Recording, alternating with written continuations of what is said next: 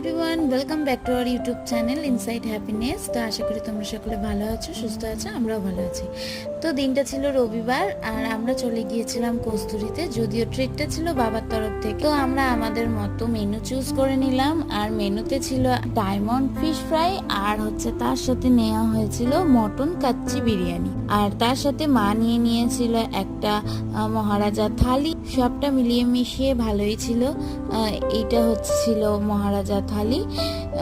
তো থালির থেকে যদিও আমাদের বিরিয়ানিটাই বেশি ভালো লেগেছিল, তো সেটা আমরা এনজয় করে খেয়েছিলাম। আর ওনারা দেখো কাঁসার সমস্ত বাসনে কলা পাতায় আমাদের বিরিয়ানিটা সার্ভ করেছিল। মটনের সাইজগুলো তুলনামূলক ছোটই ছিল, কিন্তু খাবার কোয়ালিটি ভালোই ছিল, কিন্তু কোয়ান্টিটি কম ছিল। তো যাই হোক, সব মিলেমিশে আমাদের খাওয়া হয়ে গেল। আশা করি তোমাদের ভিডিওটা ভালো লেগেছে। Tata, bye bye.